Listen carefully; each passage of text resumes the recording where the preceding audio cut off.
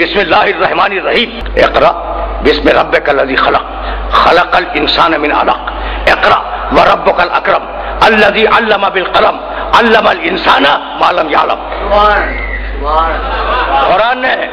قرآن نے انسانیت کے لیے تاریخ بیان کی ہے، وہ تاریخ تمہارے سامنے رکھنی ہے، اور اب ظاہر ہے کہ موضوع کے تقاضوں کو پورا ہونا ہے، تو اب آرام سے سنتے جانا.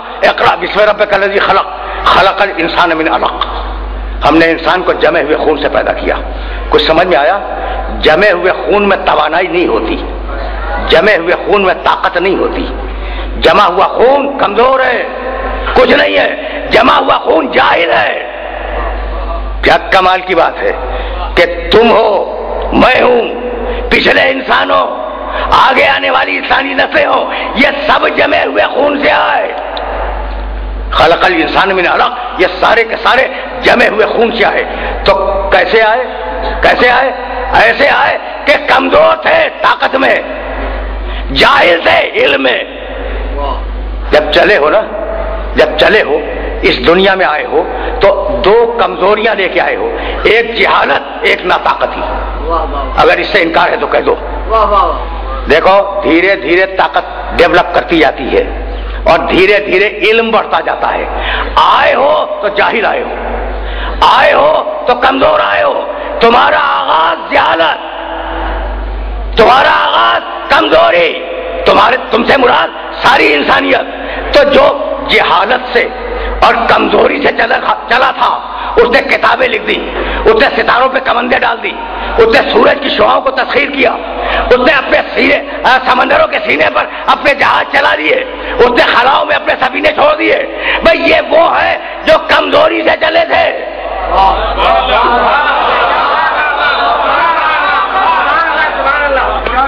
اب انسان سمجھ میں آ رہا ہے؟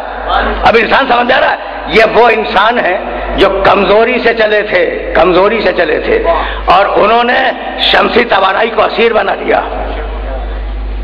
وہ سفر جو صدیوں میں ہوتا تھا، ایک محاورہ تھا، ایک جملہ میں نے کہا، وہ اب لمحوں میں ہوتا ہے.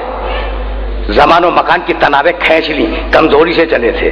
اور علم ذرے کے جگر کو چاک کر کے بم بنا لیا.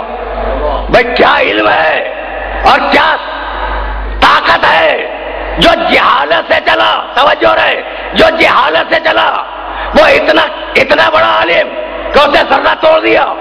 جو کمزوری سے چلا اتنا طاقتور کہ زمان و مکان پہ کنٹرول حاصل کر لیا. تو اب جو چلا ہو طاقت سے اور چلا ہو علم سے، وہ کیسا ہوگا؟ تم کو پوچھنے کا حق ہے کہ وہ کون ہے جو علم سے چلا اور طاقت سے چلا. اگر علم نہ ہوتا تو آغوش محمد میں قرآن نہ پڑھتا، اور اگر طاقت نہ ہوتی تو ایسا نہ جیتا.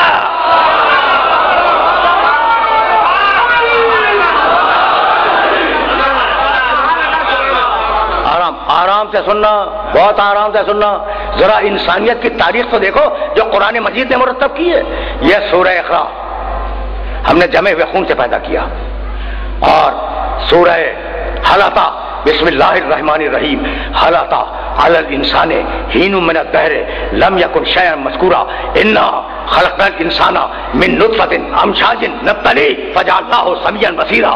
ہم نے انسان کو ملے ہوئے نطفے سے خلق کیا. یعنی یہ ترتیب کو دیکھتے جاؤ. ہم نے انسان کو ملے ہوئے نطفے سے خلق کیا.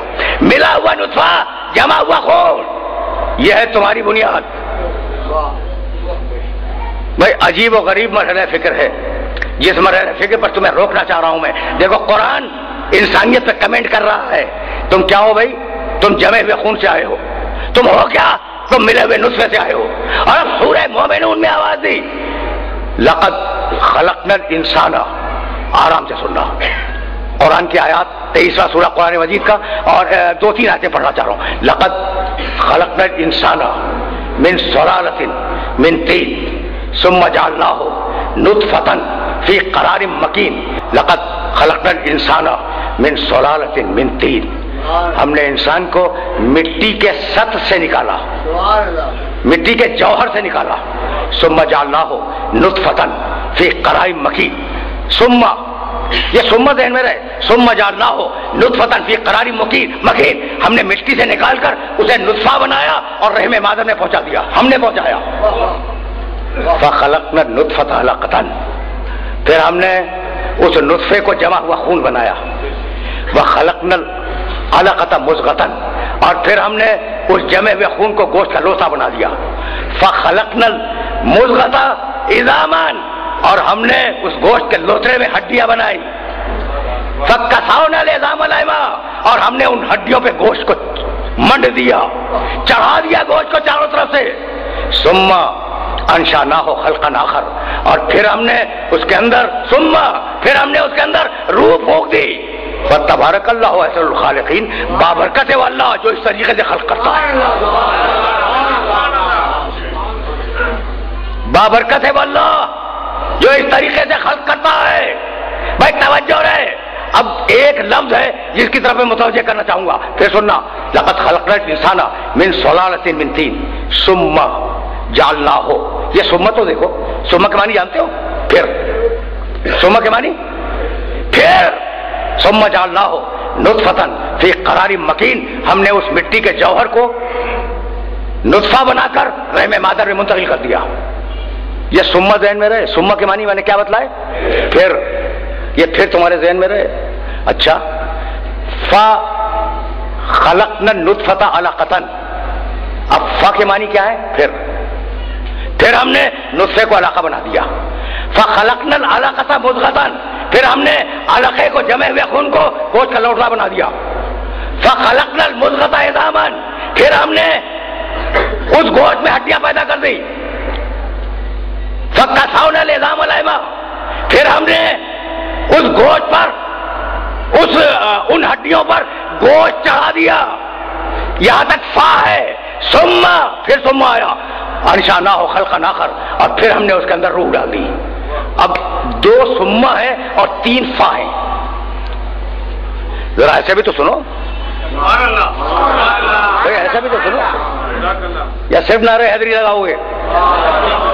اچھا تو پھر نعرہ حیدری بھی لگا ہی لو، سنو بھائی سنو، یہ ثم کے معنی پھر، فا کے معنی پھر، ان دونوں میں فرق کیا ہے؟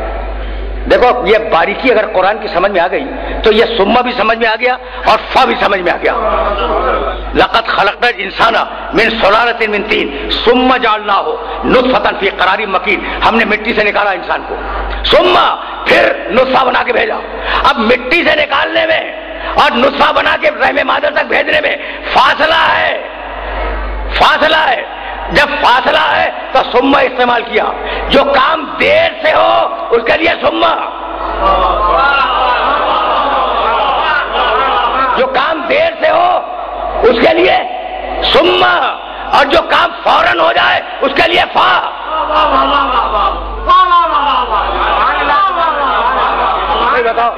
بتاؤ سمجھ گئے؟ قرآن کے ان دونوں لفظوں کو سمجھ گئے؟ نوجوانوں سے پوچھ رہا ہوں، سمجھ گئے بھائی؟ جہاں ثم ہوگا وہاں کام دیر سے ہوگا، لقد خلقنا الانسان من سلالۃ من طین ثم جعلناہ نطفۃ فی قرار مکین، ہم نے اسے بہت دیر میں نطفہ بنا کے رحم مادر میں بھیجا، تو ٹائم لگا ہے نا، تو جہاں دیر ہو وہاں ثم، جہاں کام فوراً ہو جائے وہاں فا۔ انما امرہ اذا اراد شیئا ان یقول لہ کن،